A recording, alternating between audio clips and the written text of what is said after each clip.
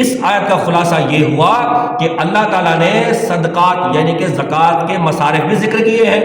اور بھی مصارف ذکر کیے ہیں، صدقہ و خیرات کے پر دینا ہے وہ بات بھی اللہ تعالیٰ نے فرمائی ہے، لیکن یہ جو مصرف ہے یہ مصرف آج مظلوم مصرف میں شمار ہوتا ہے، مظلوم مصارف میں ان کا شمار ہوتا ہے۔ یہ وہ طبقہ ہے جو خود سے نہیں بتاتا کہ مجھے ضرورت ہے، بلکہ خودداری کی وجہ سے چھپاتا ہے، سوال نہیں کرتا، لیکن خدمت دین کو بھی نہیں چھوڑتا، خدمت دین بھی کر رہا ہے۔ جب آپ فقراء پر تقسیم کرو گے، آپ جب علماء دین کو دیں گے تو فائدہ کیا ہوگا کہ دین ترقی کرے گا، اور جو پیسے لے کر زہر اگلتے ہیں ان کا بھی کلا کما کرے گا، یہ ایسے ایسے دلائل قائم کرے گا، ایسے ایسے دلائل دے گا، ایسے ایسی تیاری کرے گا کہ دین جو ہے وہ کہاں سے کہاں نکل جائے گا۔ آپ کا مال کہاں جا رہا ہے کوئی پتہ نہیں ہے، کس پر خرچ ہو رہا ہے یہ بھی کوئی پتہ نہیں ہے، ثواب ملے گا نہیں ملے گا اس کا بھی پتہ نہیں ہے، ہمارے مال کا بننے کیا جا رہا ہے اس کا بھی پتہ نہیں ہے۔ تو یہ جو آپ کو یہ تھوڑا بہت بچا ہوا دین نظر آ رہا ہے وہ انہی کلندروں کی وجہ سے ہے، انہی کی وجہ سے ہے، ورنہ آپ لوگوں نے تو کوئی کسر ہی نہیں چھوڑی نا دین کو مٹانے کے حوالے سے۔ دین کے مٹنے کا سب سے بڑا جو سبب ہے وہ یہی ہے، اور یہ حضرت عبداللہ بن مبارک رحمۃ اللہ تعالیٰ علیہ، یہ حضرت امام اعظم ابو حنیفہ رحمۃ اللہ تعالیٰ کے شاگرد ہیں اور فقہ حنفی کے امام بھی ہیں۔ دین کی خدمت کرنے میں کمی آئے گی اور تعلیم اور تربیت میں بھی کمی آئے گی، لہٰذا میں ان پر اس لیے خرچ کرتا ہوں تاکہ دین کا کام یہ کھل کر کریں اور دین کا کام اچھے انداز میں کریں۔ تو ہم اسلاف کی تعلیم و تربیت لے کر عمل کریں گے یا دنیا دار کی بھونی دلیلیں سن کر ہم عمل کریں گے؟ جب ہمیں معلوم ہو گیا اس بات کا کہ یہ وہ مصرف ہے جس کی نشانیاں بھی ہیں، علامات بھی ہیں، اور واضح طور پر اللہ تعالیٰ نے ان کی خدمت کا حکم دیا ہے، تو اگر ہم ان کی خدمت کریں گے تو دین تخت پر بھی آئے گا اور دین کو عروج بھی نصیب ہوگا۔ الصلاۃ والسلام علیک یا رسول اللہ وعلی صلی اللہ علیہ وسلم۔ للفقراء الذين احصروا في سبيل الله لا يستطيعون ضربا في الارض يحسبهم الجاهل اغنياء من التعفف تعرفهم بسيماهم لا يسألون الناس الحافا وما تنفقوا من خير فإن الله به عليم۔ اللہ تبارک تعالیٰ قرآن پاک میں ارشاد فرماتا ہے للفقراء الذين احصروا في سبيل الله، وہ فقراء جنہوں نے اپنے آپ کو اللہ تعالیٰ کی راہ میں روکا ہوا ہے، اللہ تعالیٰ کی راہ میں ٹھہرے ہوئے، اللہ تعالیٰ کی راہ میں رکے ہوئے اور اللہ تعالیٰ کی راہ میں وقف ہوئے ان فقراء کی یہاں بات ہو رہی ہے۔ لا یستطیعون ضربا فی الارض، زمین پر چلنے کی وہ استطاعت نہیں رکھتے۔ تو یہاں یہ چلنا مراد نہیں ہے پاؤں سے چلنے والا، مطلب ان کی زندگی جو ہے دنیا کی وہ دشوار ہے، بڑی مشقت والی ہے، پیسوں کی کمی، مال کی کمی کی وجہ سے ان کا گزر بسر بڑا ہی مشکل ہے، کیونکہ انہوں نے اپنے آپ کو وقف کر دیا دین کے لیے، یہ ان کی بات ہو رہی ہے۔ اب آگے ہے یحسبہم الجاہل، یہ جو جاہل ہم نا واقف والا ترجمہ کریں گے، جاہل کا لفظ پھر وہ غصہ آ جاتا ہے کہ ہمیں جاہل بولا، جبکہ ہوتے جاہل ہی ہیں، اللہ تعالیٰ نے ان کو جاہل ہی فرمایا ہے۔ تو یحسبہم الجاہل اغنیاء من التعفف، یہ توجہ سے سنیے گا، نا واقف لوگ گمان کرتے ہیں، یہ ہم کی ضمیر جائے گی انہی لوگوں کے پاس جنہوں نے جو اللہ تعالیٰ کی راہ میں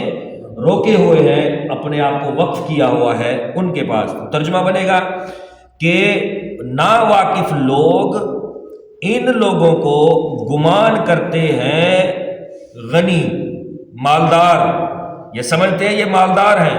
کس وجہ سے؟ من التعفف، تعفف کا مطلب ہے کہ اپنی ضروریات اور اپنی غرضوں کو پس پشت ڈالنا، اس وجہ سے کہ یار میں سوال کر کے کیا کروں گا، یعنی محتاجی بھی ہو، ضرورت بھی ہو، پھر بھی وہ بچے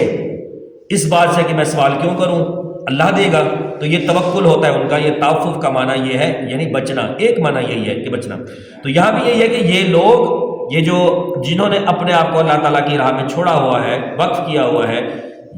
یہ لوگ جو ہے ان کے بارے میں ناواقف لوگ، جاہل لوگ گمان کرتے ہیں کہ یہ تو غنی ہیں، یہ تو مالدار ہیں۔ من التعفف، تعفف کیسے انہوں نے گمان کر لیا، کیسے انہوں نے یہ اندازہ لگا لیا کہ یہ غنی ہے؟ من التعفف، کیونکہ یہ تو کسی سے سوال نہیں کرتے،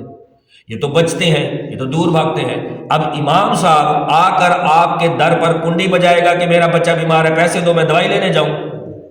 خود آپ کو سینس نہیں ہے کہ اس کی بھی ضرورتیں ہوں گی، 25,000 میں کیا گزارا ہوتا ہوگا۔ عالم صاحب آپ کا کنڈا بجائے کہ آؤ میرے گھر میں آج فاقہ ہے، کھانا نہیں ہے، پھر آپ کو سمجھ آئے گی کہ یہ بندہ غریب ہے۔ یا کوئی مفتی صاحب آپ کے گھر کا دروازہ بجائے یا آپ کو آ کے پکڑے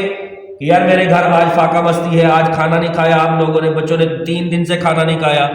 پھر آپ کو ہوش آئے گا کہ ہاں یار واقعی اس کی ضرورت ہے۔ تو یہ بچتے ہیں، سوال نہیں کرتے، نہ آپ کا کنڈا بجائیں گے، نہ آپ کو شرمندہ کریں گے، نہ آپ کے آگے جھولی پھیلائیں گے، نہ آپ کے آگے ہاتھ پھیلائیں گے، نہ آپ کو عرض کریں گے، نہ اپنی ضروریات آپ کو بتائیں گے، وہ بچیں گے،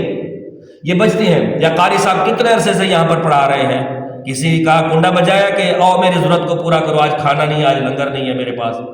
تب جا کے آپ کو پتہ چلے گا ہاں یار یہ فقیر ہے، ہاں یار یہ مقروض ہے۔ یا کوئی بھی غریب ہے، کوئی آ کر بولے گا یار میرا قرضہ مجھے جو ہے نا وہ جس سے میں نے قرض لیا تھا مجھے تنگ کر رہا ہے، آؤ میرا قرض تو اتارو۔ یہ خوددار لوگ ہوتے ہیں، یہ اللہ والے لوگ ہوتے ہیں، انہوں نے اپنے آپ کو دین کے لیے وقف کیا ہوا ہوتا ہے۔ تو یہ ان لوگوں نے اس وجہ سے کہ امام صاحب بولتا نہیں ہے، امام صاحب ضروریات بتاتا نہیں ہے، یہ اپنے بارے میں بتاتا نہیں ہے، یہ گھر والوں کے بارے میں بتاتا نہیں ہے، یہ چپ رہتا ہے، کاٹن کا سوٹ بھی پہنتا ہے، اچھا جوتا بھی پہنتا ہے، تو یہ گمان کر لیا مالدار نے، جاہل نے، ناواقف نے کہ یہ تو غنی ہے، یہ تو مالدار ہے۔ یار اس کی نشانیاں ہوتی ہیں، وہی بات اللہ تعالیٰ نے یہاں فرمائی ہے، کیا؟ تعرفہم بسیماہم، تم ان کے ہاؤ بھاؤ سے اور ان کے چال چلن سے یا ان کے حالات و واقعات سے۔ آج کل کسی کے حالات جاننا مشکل کہاں ہے، اس کی تنخواہ کا معلوم کر لیں کسی سے، یا کل وہ کس سے منسلک ہے، کس ادارے سے منسلک ہے، جس ادارے سے منسلک ہے اس ادارے کی کوئی نہ کوئی اسپیشل کوئی بات ہوگی نا کہ یار یہ تنخواہیں اتنا دیتے ہیں۔ جو اب امام صاحب کی مثال کے طور پر 20,000 ہے، تو 20,000 میں گزارا ہوتا ہے، یہ تو چلو ادارے سے منسلک ہے۔ بعض ایسے محلے میں امام صاحبان ہوں گے جن کی 6,000 ہوگی، 4,000 ہوگی، 5,000 ہوگی، پھر وہ ٹکڑوں پر جو آپ لوگ ٹکڑے کہتے ہیں کہ یار محلے سے ٹکڑے منگواتے ہیں مدرسے والے، کہ اس پر بھی غصہ آتا ہے کہ یار یہ ٹکڑے کیوں منگواتے ہیں، تو پھر کیا کریں، بھیک مانگیں۔ تو اب یہ جو میں جاتا ہوں نا چھولے لینے کے لیے، یہاں پر طالب علم کھڑا ہوتا ہے، طالب علم مدرسے کے، تو چھولے والوں کو کہتا ہوں کہ یہ روٹی لے کر اور آپ کے در پر سوال کرنے آیا ہے، اس کو کیوں کھڑا کیا ہوا ہے تم نے؟ اب سب سے پہلے اس کو دو اور فارغ کرو، اگر دینا ہے تو، نہیں دینا تو ہٹا دو۔ چلو انہوں نے ان کے ساتھ دیکھو ناسلوکی تو آپ لوگوں نے کی ہے نا، آپ لوگ یہیں پر بیٹھے ہیں، آپ لوگوں نے تعاون نہیں کیا ان کے ساتھ، وہ نکل کے باہر روٹیاں لینے کے لیے، اور طلبہ کو کیا کھلائیں گے؟ پتھر کھلائیں گے، بجلی کھلائیں گے، گھاس کھلائیں گے۔ تو جو دور دراز سے آئے ہیں شہر میں بچے پڑھنے کے لیے، تو ان کی کفالت کا نظام تو ہم پر تھا، مالداروں پر تھا، زکوٰۃ کے ذریعے، صدقات کے ذریعے، فطرات کے ذریعے سے، وہ تو انہوں نے نہیں کیا، وہ انتظامات نہیں کیے۔ تو اب وہ جائے گا بازار جائے گا یا محلے میں جائے گا، کنڈی بجائے گا، روٹی دو، طالب آئے ہیں، دکان پر جائے گا، چھولے دو، طالب آئے ہیں، یہ ساری روٹیاں جمع ہوں گی، یہ سارے کھانے لگاؤ، پھر مکس کر کے یہ بچے کھائیں گے، حافظ بنیں گے، پھر مسجد میں آ کر مصلی سنائیں گے، یہی علماء بنیں گے اور آپ کو دین کی تعلیم دیں۔ ہم نے کیا کہ کوئی بل گیٹس والا مال لے کر ہم نے کیا تعلیم حاصل کی ہے؟ ہم نے بھی سوکھے ٹکڑے کھائے ہیں، وہ سوکھے ٹکڑے آج بول رہے ہیں، وہ لنگر آج بول رہا ہے آپ کے سامنے۔ ہم نے 10 سال جو تعلیم حاصل کی ہے لنگر کھا کر کی ہے نا، کوئی اپنے گھر، میرے والدین تو مال نہیں بیچتے تھے، وہی چھولے بول رہے ہیں آپ کے سامنے، وہی سوکھی ٹکڑے جو ہے نا وہ پاپے بول رہے ہیں، ناشتے میں جو ہم پاپے کھاتے تھے، اور وہ مال بھی آپ لوگوں کا تھا۔ چلو اللہ قبول کرے، وہ پاپے بھی قبول کرے، وہ سوکھے ٹکڑے بھی قبول کرے، جیسے تیسے کر کے، لیکن کھا کر آئے ہیں تو حق تو ادا کر رہے ہیں نا، جیسے تیسے کر کے۔ لیکن ان کو عزت والی روٹی آپ لوگ کیوں نہیں دیتے جبکہ انہی کا حق ہے؟ تو اب یہ منفرد مصرف ہے، یہ منفرد مصرف پیچھے سے ہم پڑھتے آ رہے ہیں، یہ مصرف ہے، رشتہ دار ہے، بہن بھائی ہے، اعز و اقربا ہے، اور فقراء ہے، مساکین ہے، فلاں ہے، فلاں ہے۔ اور ایک آیت سورہ توبہ بھی ہے، آیت نمبر 60 کے اندر، جہاں پر اللہ تعالیٰ نے فرمایا انما الصدقات للفقراء والمساکین، تو اس میں تو پورے 8 مصارف بیان کر دیے گئے، وہ بھی الگ سے ہیں۔ لیکن یہ جو منفرد مصرف ہے یہ آج مظلوم ہے، یہ مظلوم طبقہ ہے، کیونکہ اس کا پہناوا اچھا کرنا ہے، اس کی مجبوری ہے کہ یہ 4 بندوں میں بیٹھتا ہے، تبلیغ کرتا ہے، اس نے 4-5 بندوں میں بیٹھ کر قرآن سنانا ہے، اس نے 4-5 بندوں میں جا کر اس نے جو ہے تبلیغ کرنی ہے، واضح نصیحت کرنے، کیونکہ اس نے اپنے آپ کو دین کے لیے چھوڑا ہوا ہے۔ تو اب یہی چیز دیکھ کر کے خوشبو لگا کے آیا تھا، کاٹن کا سوٹ پہن کے آیا تھا، جیکٹ باسکٹ کوٹ پہن کے آیا تھا، اچھا جوتا تھا، یہی جاہل کا انداز ہے۔ اللہ تعالیٰ نے فرمایا تو یہ جو جاہل ہے، ناواقف ہے، یہ ان کو غنی سمجھتا ہے میرا تعفف بچنے کی وجہ سے۔ تو میں نے مثال دی ہے کہ یہ جو بچ رہا ہے یہ تو خودداری کی وجہ سے بچ رہا ہے، یہ جو بچ رہا ہے سوال نہ کرنے کی وجہ سے بچ رہا ہے۔ اچھا کیوں بچ رہا ہے اس کا جواب بھی ہے، اللہ تعالیٰ نے یہی فرمایا تعرفہم بسیماہم، اللہ تعالیٰ فرماتا ہے تم اگر درد دل رکھنے والے ہو تو ان کی نشانیوں سے تم ان کو پہچان لو گے۔ پھر اللہ تعالیٰ فرماتا ہے وہ اوپر والا جواب لا یسألون الناس الحافا، یہ لوگوں سے سوال نہیں کرتے تاکہ گڑ گڑانا نہ پڑے، الحافا رونا نہ پڑے، گڑ گڑانا نہ پڑے، پاؤں پر پگڑی نہ رکھنی پڑے، کچھ مطلب کہ وہ اپنے حالات نہ بتانے پڑے، خودداری کے ساتھ سودا نہ کرنا پڑے، کمپرومائز نہ کرنا پڑے، اس وجہ سے یہ بچتے ہوئے سوال بھی نہیں کرتے، لیکن علامات ہیں ان کے پاس، لیکن ان کا یہ انداز دیکھ کر آپ کہو کہ یہ تو سوال ہی نہیں کرتے، تو کیا کنڈے آ کر بچائیں آپ کو بتائیں کہ ہاں میرے پاس روٹی نہیں ہے آج، یا میرے پاس حالات خراب ہے، یا مقروض ہوں میں۔ تو یہ اب یہ ہے آیت اور اس کا وما تنفقوا من خیر فإن اللہ بہ علیم، اللہ تعالیٰ فرماتا ہے جو بھی تم خیر والی چیز اور بھلائی والی چیز اللہ تعالیٰ کی راہ میں خرچ کرتے ہو اللہ تعالیٰ جانتا ہے۔ اس کا پس منظر یہ ہے کہ مکہ سے جو ہجرت کر کے مہاجرین صحابہ کرام قریش آئے تھے، حضور صلی اللہ تعالیٰ علیہ وآلہ وسلم نے انصار صحابہ کرام کے ساتھ کیا کیا، موالات جو فرمائے تھے، موالات فرمائے تو دوستیاں لگا دی، رشتہ داریاں قائم ہو گئیں، رشتہ داریاں قائم دی تو اور محبت پیدا کر دیے، بھائی چارہ پیدا کر دیا، تو کسی کے پاس مال تھا تو آدھا مال دے دیا، کسی کے پاس گھر تھا تو دیوار قائم کر دی اور آدھا گھر بھی دے دیا، کسی کے پاس 2-3 بیویاں تھیں تو وہ بھی طلاق دے کر عدت کے بعد ان کے حوالے کر دی گئی، یعنی سب کچھ جان نثار صحابہ کرام نے پوری رہتی دنیا تک یہ مثال قائم کی ہے کہ مہاجرین جب ہجرت کر کے آئے تھے تو بے سر و سامانی کی حالت میں تھے، لیکن مدینے والے انصار صحابہ کرام نے استقبال کیا کہ یہ جان بھی تمہاری ہے، یہ مال بھی تمہارا ہے، سبحان اللہ۔ تو یہ سارا معاملہ جب حضور نے فرمایا تو 400 کے قریب صحابہ کرام تھے جن کی رشتہ داریاں بھی نہیں تھیں، جن کے دوست بھی مدینے میں نہیں تھے، جاننے والے بھی نہیں تھے، واقف کار بھی نہیں تھے، کوئی بھی نہیں تھا ان کا ولی وارث، تو سب کے وارث بے کساں کے کساں تم ہو، سبحان اللہ۔ رسول اللہ صلی اللہ تعالی علیہ وآلہ وسلم بے کسوں کے کس، انہوں نے اصحاب صفہ کا ان کو نام دیا، 400 کے قریب تھے، ان کو اصحاب صفہ کہا جاتا ہے۔ مصروفیت کیا تھی؟ انہوں نے دین کے لیے اپنے آپ کو وقف کیا ہوا تھا، یہ قرآن کی تعلیم حاصل کرتے تھے، روزہ رکھتے تھے، عبادات اور ریاضات میں وقف کیا ہوا تھا، عبادات اور ریاضات کیا کرتے تھے اور فاقے بھی گزارتے تھے، بھوک بھی گزارتے تھے، اور یہی واقعہ میں نے آپ کو سنایا تھا کہ حضرت ابو ہریرہ رضی اللہ عنہ کا شمار بھی اصحاب صفہ میں ہوتا ہے۔ اصحاب صفہ ان کی کفالت حضور صلی اللہ علیہ وسلم کے ذمہ کرم پر تھی اور حضور نے اپنے پاس رکھا، کیوں ان کی رشتہ داری تھی، ان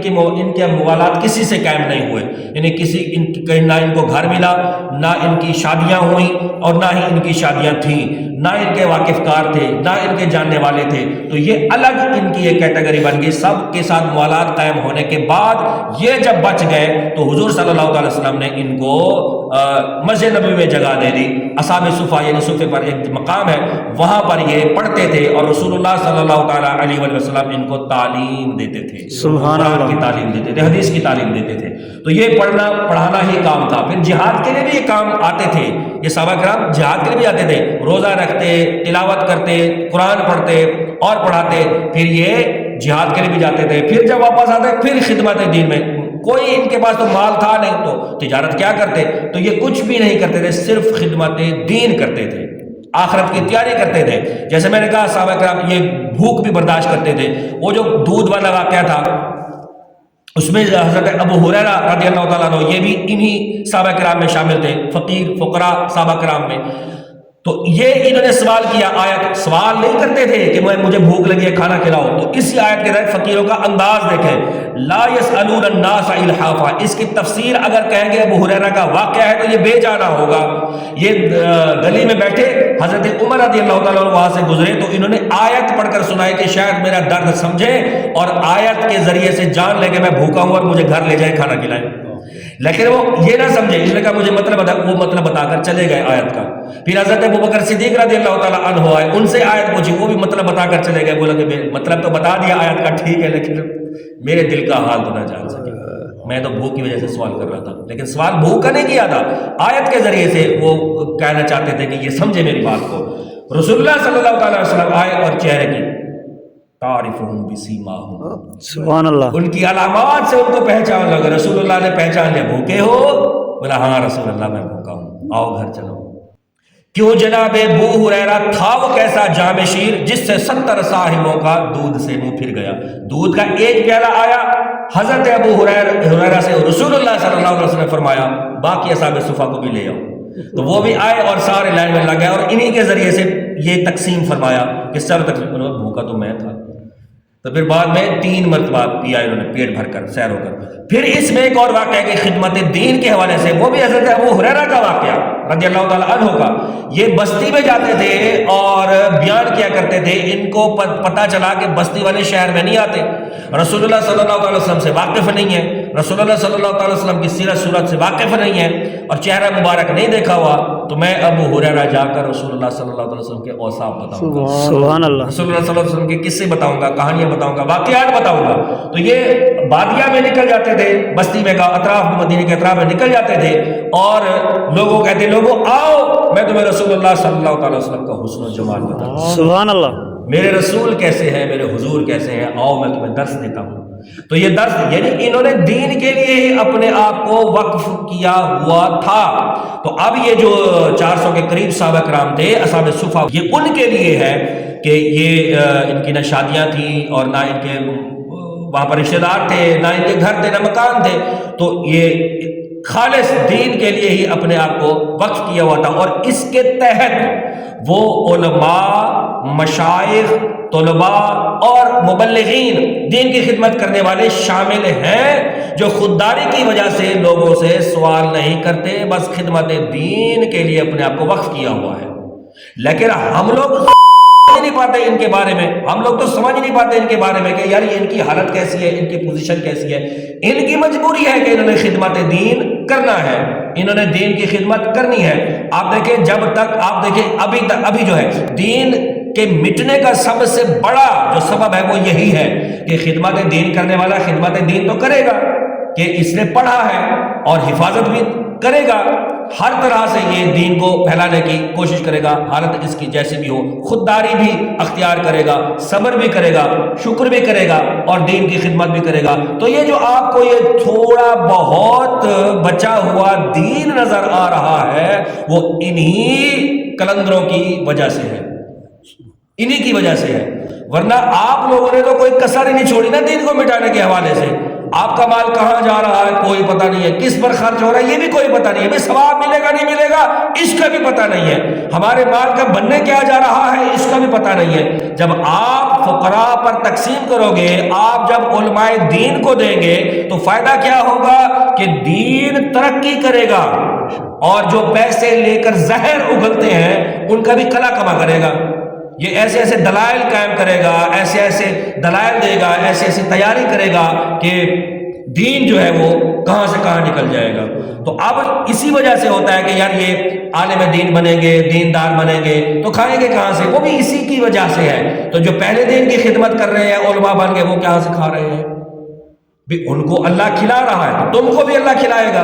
تو انجینئر بننے کو ترجیح دیتا ہے، ڈاکٹر بننے کو ترجیح دیتا ہے، وکیل بننے کو ترجیح دیتا ہے، جج بننے کو، بزنس مین، ہر دنیا کا ہر شعبہ جو ہے وہ مال سے دولت سے بھرا پڑا ہے. لگتا ہے اس کو کہ بھرا پڑا ہے، لیکن بیچ میں جائے گا تو پتہ چلے گا کہ رشوت کے بغیر تو گزارا نہیں ہوتا، جھوٹ بولے بغیر تو کام نہیں ہوتا. تو یہ اس میں سارے گناہوں کے معاملات ہوتے ہیں، اور گھر والے بھی نہیں پوچھتے کہ کہاں سے لائے اتنا مال، یہ تو ہماری بد نصیبی ہے. تو اب ہر جگہ اس کو سکوپ نظر آتا ہے، دین میں کوئی سکوپ ہی نظر نہیں آتا ہے اس کو. حالانکہ کتنا بڑا سکوپ ہے، یہاں دین کی خدمت کر مرنے کے بعد وارے نہارے ہوں گے،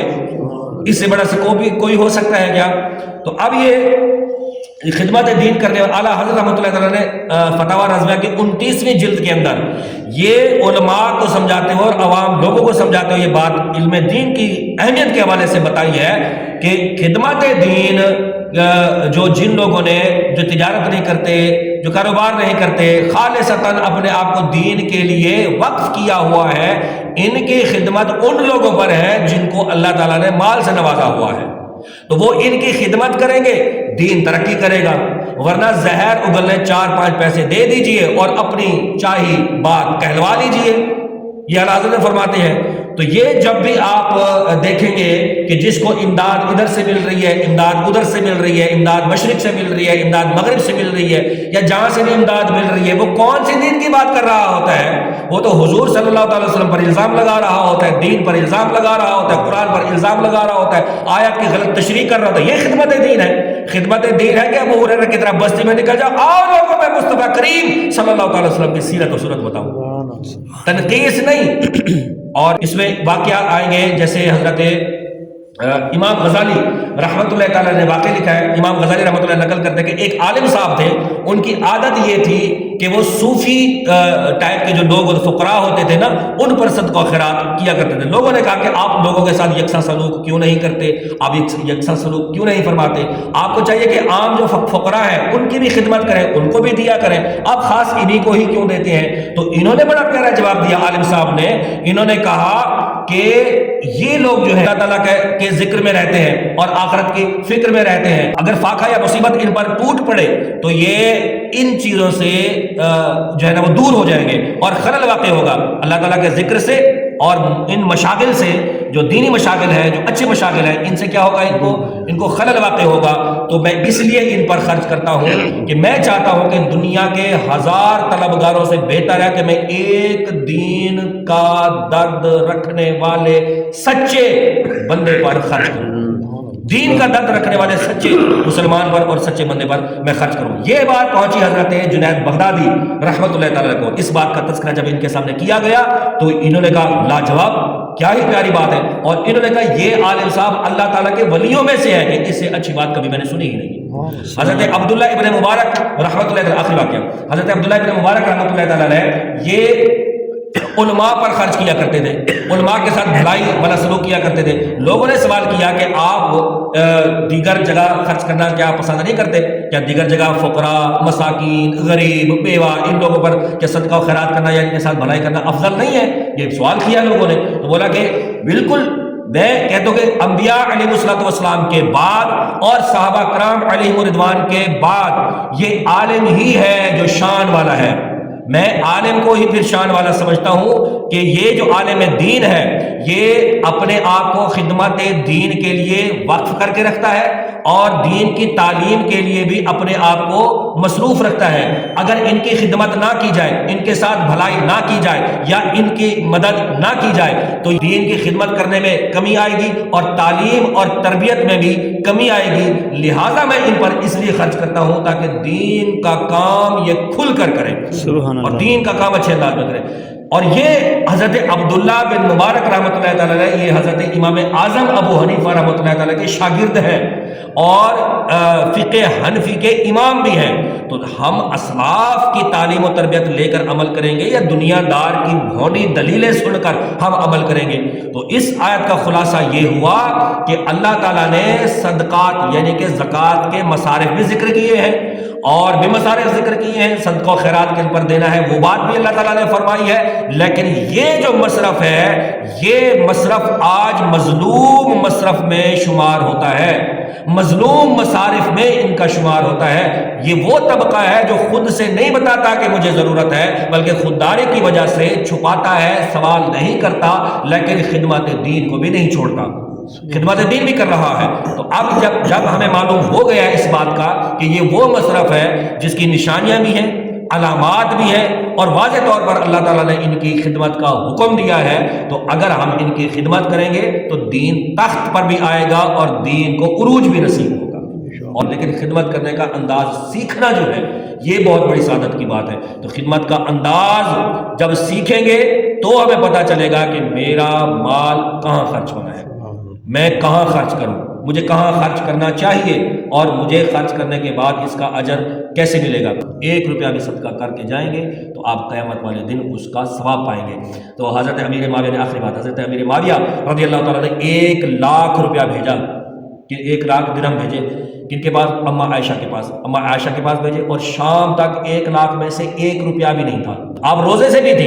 اور رات کو افطاری کے لیے بھی کچھ نہیں تھا. خادمہ کہتی ہے کہ آپ کے پاس تو پیسے تھے رکھ لیتے. تو بولا کہ اللہ تعالیٰ قرآن پاک یہ پھر تلاوت فرمائی وَمَن يَعْمَلْ مِثْقَالَ ذَرَّةٍ خَيْرًا يَرَهُ کہ خیر کا ذرہ ذرہ کام آنے والا ہے تو میں یہاں کیوں رکھوں سارا دوں گی تاکہ وہ ذرہ ذرہ مجھے نصیب ہو جائے. رسول اللہ صلی اللہ علیہ وسلم فرمایا اب یہ تیرا مال ہے کہاں؟ یہ تو وراثت ہے. یہ تو مرے گا تو سیدھا وراثت ہے. تیرا مال ہوا جو زندگی میں رہ کر تو خرچ کر گیا. تو زندگی میں رہ کر جس نے خرچ کیا صدقہ خیرات یہ اب تیرا مال تھا کیونکہ مرنے کے بعد تجھے اس کا اجر ملے گا. مرنے سے پہلے جو وصیتیں کر رہا ہے وصیتیں نہیں بھی کرے گا نا مرنے کے بعد تو یہ تقسیم نہیں ہوگا. یہ تو لوگوں کو ملے گا. یہ تیرا مال ہے ہی نہیں. تو میرا مال کرنے والا مر جاتا ہے لیکن وہاں جا کر اپنے مال کا ایک ڈھیلا بھی اس کو نصیب نہیں ہوتا. تو جتنا کما گیا سب لٹا گیا. تو اسی لیے کہتے ہیں کہ آج لے ان کی پناہ آج مدد مانگ ان سے پھر نہ مانیں گے قیامت میں اگر مان گیا. ہم تو مال چھپا چھپا کر رکھتے ہیں. تنگ دستی ہم نے پیچھے آج پڑھی ہے کہ شیطان تمہیں فقر کا اور فحشی کا جو ہے بے حیائی کا حکم دیتا ہے. اللہ تعالیٰ مغفرت کا اور فضل کا وعدہ فرماتا ہے. اللہ کے فضل سے اللہ کے کرم سے اور اللہ کی اذن سے اپنا مال لٹا دیں انشاءاللہ آپ وہاں ثواب بھی پائیں گے اور اللہ کا فضل یہاں بھی بڑھوتری ہوگی قبر میں بھی آسانی ہوگی اور آخرت میں بھی.